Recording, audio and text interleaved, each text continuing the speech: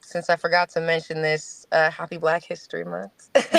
Hey. I like low key forget to say that, and not because I'm trying to be insolent about it at all, but just because it's really like ever present. The history is ever present to me, and with each month as we get to decorate, these causes and things like that, it's all fun and dandy and great and whatever, but ultimately, like, what does it really mean? And like, how are we really celebrating? How are we really understanding? How are we separating ourselves but also applying what's been learned from history to really make a difference out here and to understand like the message behind this celebration and this celebratory time of reflection, of remembrance, of honoring what was laid out before us? you know, Being met with like the experience I've been met with, and I'm telling you, like, you have to be a part of a 0.0000001 percentile, maybe even less, to experience some of the things that I've experienced, to have been met with the challenges I've been met with on these global scales. And it's been a blessing, but ultimately a privilege overall, because it's allowed me to be exposed to where all the wrongs are. The things that I experienced in my own life just broke me to my soul, broke me to my core. Everything I experienced with the NCAA, everything I experienced being signed to Universal Music Group and trying to actively balance being a professional athlete and a professional recording artist at the same time, and the WNBA, some of these other professional leagues. Like, there's a lot of growing that still needs to be done, and I don't want to throw any shade here because that's not my intention, but I've not been compatible with a lot of the ways of the world and a lot of the institutions that have been predetermined for everybody, especially when those predeterminations are restricted to people depending on what demographics you're in. And this is where we start talking about like the uh, institutionalized racism, or like, things like that, prejudice, whatever it is, against different cultures, against different genders, or even age. There's age discrimination, not just for those who are younger. In fact, we quite value the youth almost too much. And that's why the youth gets real cocky, and then they hit a certain age and they lose their shit, because midlife crises are starting to happen at the age of 21, which is fucking crazy, and maybe sometimes even sooner for some children. So, like I said, it's almost a bad thing. And then also, we discriminate against people who are past a certain age, which is really crazy because we've ultimately just chose to stigmatize everyone for every single thing or every single flaw that ultimately they have. And there's so much injustice that development has come from the injustice of a system that has been in place, that is in power, and that has been in power.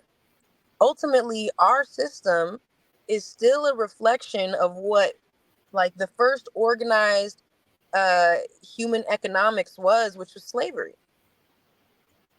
And really, now the system itself is such a beast that that's where this whole concept of like, well, everybody's ultimately really a slave to the system. Like, where's really the division? Where is the line? Like, a lot of people just want to think that it's the African Americans who have been enslaved to a certain degree. And I will say that, yes, they have experienced a hardship that still has yet to be fully acknowledged. And I think that the community is still just like fighting and waiting for the acknowledgement, or like just shit, someone to just be like, I'm sorry, I'm genuinely sorry, and then making a real change for that remorse. Like, when you don't see a change really happen, and I'm not talking the fluff, I'm not talking the fun little, oh, we talk about it, we hashtag things. I'm talking about real infrastructural change, where we see the positions of power filled by people of color, women, all these different demographics that are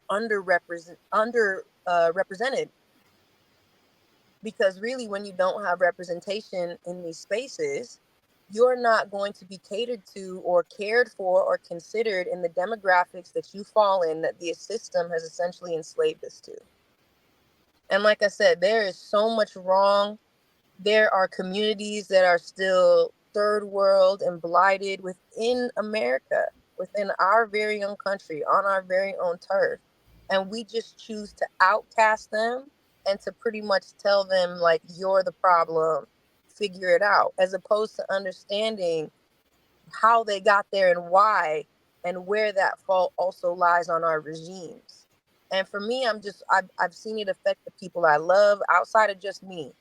When it really started killing the people that I love, like when you see the people you love die to this unjustly, when you watch the bad guys win over and over and over, it just is soul crushing. It just makes you question life, period. Like, what is life? Like, why are we all participating in this circus of hell? And who signed us up for this? It really makes you question, like, is there even a God? Because why would he, like, make us all suffer in this way? Why would he ultimately set us up like this? It's like a cruel joke, really.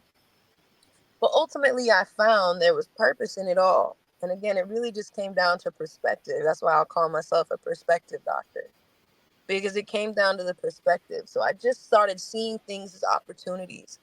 I started forgiving people for their ignorance, because ultimately everybody was just having the torch passed down to them like a baton, and like a robot, just doing what they were told, doing what they were taught, repeating patterns, repeating behaviors, repeating the disrespect or the insolence or whatever.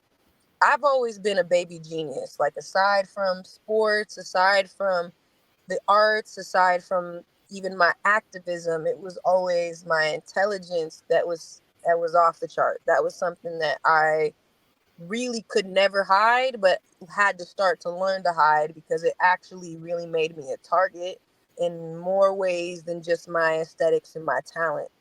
It made me a target because I was able to see through a lot of the shit. I was inquisitive, and I would deviate from things that I knew were not right or were not just. And when I would deviate from the collective, when I decided to outcast myself, even if it meant I was standing on the rock by myself, that made me a force to be reckoned with. And that threatened the power, that threatened what was happening before me.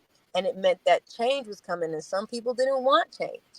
Some people are still very comfortable with the shit show because they run it, while the rest of everybody else is still sitting and suffering, and at the expense of the convenience of the people running the shit show.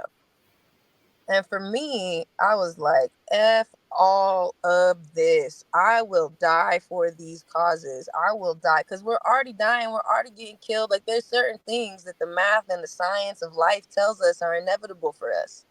So if that really is true, and I decide to pour a certain level of belief into that, then what am I really doing with my time? Because ultimately, attention and fame and all this other shit, that's cute. That's real cute. It's actually hilarious to me that, like, people really just try to be social media influencers for their career and shit like that. Don't get me wrong, it's respect, because it's starting to iron out itself to show that, okay, this has a real potential. This is a real reality. There has been success here. But for those who weren't the wave, like me, like, I'm the wave. I created this whole landscape for what's popping and what's cool and what's this and what's that. I created that. So if people aren't really ahead of the wave or weren't a part of the wave and don't really see what's coming next, they don't see the problems, and they don't see the insecurity and instability of really what this space is, and why you have to be skilled at something. Like, you have to be skilled at something outside of just fucking taking pictures of yourself and organizing your little mini marketing schemes to get yourself out there, to draw attention to yourself, to make people like you, and to make people drawn to you and follow you, because you will lose yourself in that. And a lot of people do. They lose themselves and their egos to that shit. And they start forgetting who they are, and they start catering completely to this character that they've created, and that they now have a responsibility to maintain, because of all of the people who are watching them and reinforcing that that's who they want to see. And that's only who they want to see. And it will become a very suffocating experience. And you will ultimately just have another crash and burn in ways that you do not want to have to. Trust me, been there, done that. You do not want to go down that road. And a lot of people might say, oh, that's just your experience. I was one of those people. I was one of those kids that when I was getting recruited and when I was going and I was talking to some of the players ahead of me or other people getting recruited, and they would tell me stuff like, oh, look out for this, or oh, this is bad, or this is shady, or this is happening. I would always just take everything and kind of be like, okay, well, I'm hearing you, but that's just your experience. And that doesn't have to be my experience. As long as I come at it from a different perspective, or, I'm better than you. So like I had that kind of mentality where I was like, so I'll probably have a better experience than you. But no matter what, it's like I said at the beginning, you have to learn and educate yourself through every person that's connected to you, and that ultimately God or the divine or your higher self or source calls you to, because there's no such thing as coincidence.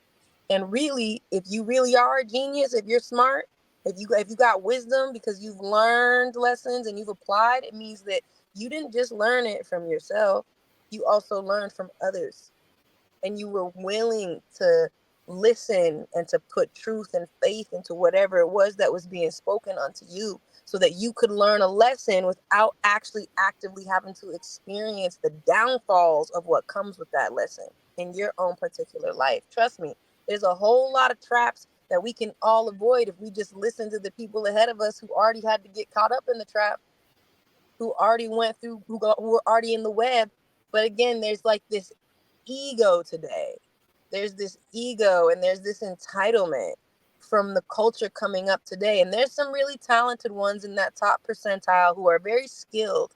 But as far as what they got going on up here, I have not met anybody that's coming up from the generation behind me who I've been impressed with intellectually, who I have been impressed with spiritually or developmentally. Like, the most I have been impressed with is their skills at most, like whatever skill sets they may have. And even then, like I said, there's a very small percentage, and most of the pop culture, hypes them up and trends them anyway. It's like people and kids that we see all the time. There are even some kids that I see that the culture doesn't see. Like, I have some incredible young ladies. For those who haven't checked out the UNLV Lady Rebels this year, you guys need to go check out my squad, because they do some damage. Okay, I'm talking, these guys are champions. They're Mountain West champions. Ever since I pulled up to that school, my school has been nothing but a championship caliber team. I can't say it was that way before I got here. But what can I say? It's like I got the sauce. And plus, just the people around me. Like, it was an energy. We all ultimately uplifted each other. We grew. And like I said, there's a precedence. I'm very active in the lives of the people that I mentor. At least I try to be as active as I can. People might argue that that's a subjective statement. But I'm going to tell you right now, if you get a text from me once a month, you hear from me actively. And that's a fact with all that I have going on. But those ladies, they're incredible, and I want to make sure that I highlight them and I pour into them, because they're some of the percentiles of people. Like one of my young ballers, NECA and Desi. You guys definitely got to check them out. They are next level when it just comes to their, not just their game, but their overall development as people and who they want to be, and like knowing themselves. And I'm really excited for them to kind of get off the leash when they get out of their college experience, to continue to explore more of who they are and all that they want to be, outside of just being ballers, outside of just being some badass, beautiful ass ballers. Because even though we're badass, beautiful ass ballers, we're much, much, much more than that. And again, even this next culture, I think, sometimes gets pigeonholed still. So they only take on like one thing, and then they think that's all they're supposed to do. And then they obsess over just being good at that one thing. And yeah, sometimes you have success with it. And then sometimes it breaks your heart in ways you never thought it would break your heart. You completely lose your love and your passion and your desire to stay committed to what it is. And you want to find yourself and discover yourself in new avenues. And you have to give yourself permission to do that. But never forget, like, that which you love. So even with basketball ended up becoming like a philanthropic space for me, because of all the people I got connected with, all the young ladies who I had to mentor, and I started seeing my purpose with life thanks to basketball. I fell in love with the game again, not just because I got to reconnect with what it does for me physically and even mentally and emotionally, but because what it did in the lives of those connected to me and who it connected me to and the purpose that it gave me.